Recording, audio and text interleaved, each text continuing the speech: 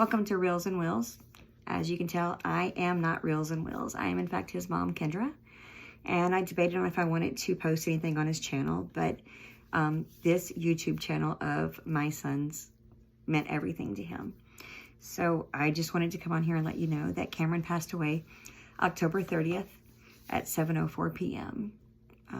Unfortunately, if you don't know, or you're new, or you're just coming across my page, Cameron was born with a terminal disease called Duchenne muscular dystrophy. It's one of 40 different types of muscular dystrophy. If you're familiar with Lou Gehrig's or ALS, that is a form of muscular dystrophy as well.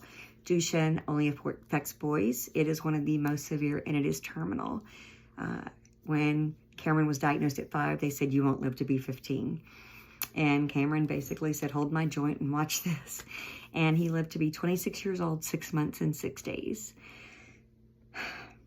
So, first let me tell you, Duchenne's is a muscle-eating disease. Basically, it deteriorates and destroys all your muscles. Your heart is a muscle, so Cameron's heart was failing him constantly, which led to his lungs failing him.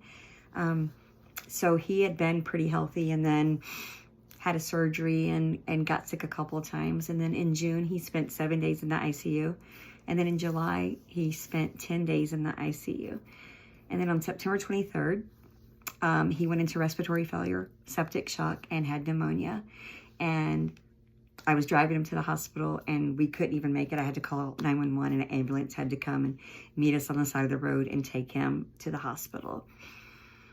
Cameron was brilliant. The disease doesn't affect your brain, like I said, so he made a very educated decision to get a trach.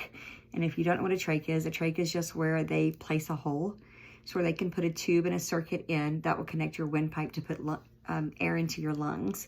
That is my layman's term. So if you're a nurse or a doctor, please don't correct me. I don't care. That's what it did that's how I understood it.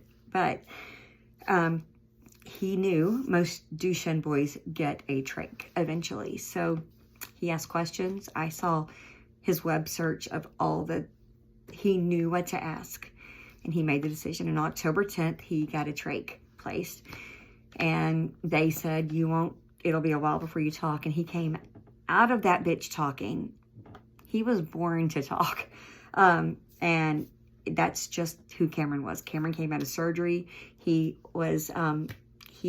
flatlined a few years ago and woke up and said, "I told you, I'm a gangsta." That's just who Cam was. Cam did not take his disease seriously. And so nobody else did. We just had fun with Cameron.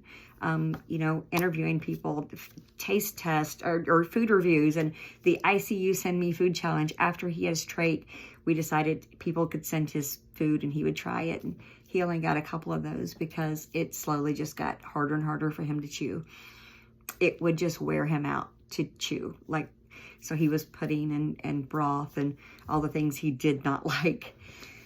So we got home, and after spending 30 days in the ICU for the trach, you have to take trach classes. You have to learn how to suction and cough assist. And I am not Cameron's only parent. However, I am the only parent who took care of him full time. It was just the two of us in my house. Sorry. So now it's just me. And we got home on a Wednesday. And on Saturday, his friend came over and they watched the fight. And Cam just was kind of feeling off. That night we got into it. And it seemed like we were doing that a whole lot more often because we were around each other. With a trach, you can never leave the house. So I had to be by his side 24 hours a day. I quit my job in March to become his full-time caregiver. So literally, I couldn't, if I walked outside, I had to take the baby monitor with me. And Cameron was struggling. He was struggling because we are season ticket members to the Titans. He loves Alabama football. He loves concerts. And we did all of that. Not one thing ever stopped my son. Not one thing.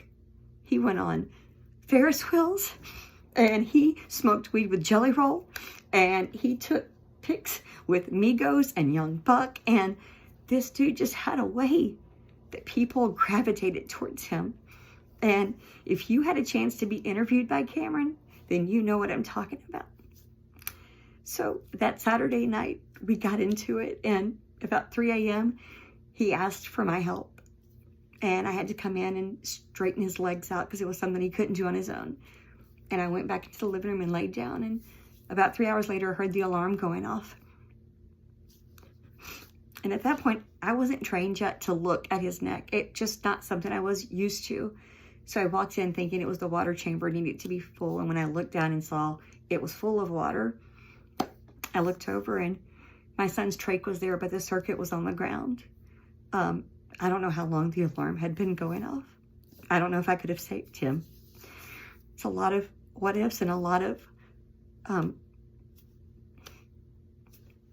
trauma and grief that goes with thinking that I could be the reason. So I called 911 and they had me do CPR, and I've never done CPR, and doing CPR on your child is the fucking hardest thing I've ever done in my life. And his little body was just, it was so almost hollow that I thought it was going to hurt him. And by the time the ambulance got here and they put him on the ground to do CPR, they told me they had to take him to the closest hospital, and I told him he had to go to Vanderbilt, but there wasn't enough time. So we got him to the hospital and got him hooked up and life flighted him to Vanderbilt. And by this point, it was already too late. We didn't know that though. We had to wait a few days to have an MRI done. We could have done it the same day as when we found him, because he did go into cardiac arrest. However, it was going to be too soon to show if there was any damage to his brain. So on the 29th, the doctors came to me and told me that, in fact, there was no more brain activity and that Cameron couldn't come back from this. So we had to make the decision. Cameron was not an organ donor because he didn't think any of his organs were good enough. But I made the decision for him to be an organ donor. And Cameron Blake Parker saved 5 people's lives. He saved 4 children and an adult. And his tissue can be used for research. So maybe in a few years, another mother doesn't have to go through what I'm going through. So we just had his funeral on Monday. And I should have his ashes back soon. But what I want to share with you is something I found in his phone. And it's his why of this podcast. And it said, I always knew there was a reason God put me in this position, but I haven't always known why. I've had people tell me I'm a huge inspiration to them because I don't let my illness slow me down, and I try to have a normal life as possible. Instead of letting this disease be a death sentence, I decided to make it a life sentence, to not let my situation stop me from enjoying life. I know I can use my voice for good and inspire people to keep fighting regardless of what happens in life. That's why I'm trying my best to change the stigma of handicapped people and let y'all into my life with this YouTube page. So, needless to say, I can't shut it down. I don't know what I'm going to do with it, but I have to honor Cameron's memory, and I have to keep going. It is very empty, and the silence is very loud in this house. And I'm not grieving yet. I'm in the angry stage. So I'm trying to stay busy, and maybe this is what I need. So I hope that you can share this. I'm probably not going to be as funny as Cameron, and I'm not going to be near as entertaining, and I can walk, and do not get offended. That is, we joke about stuff. We are a dark family. You have to be when you're fighting against death. I miss my son more than I can put into words. So I hope that you share this page. If you know somebody that can benefit from watching an old lady sob, please have them subscribe. If you have ideas of what you'd like me to do on this page, let me know. I just appreciate you listening to me ramble. Cameron, I'm going to keep this going for you. Thank you all.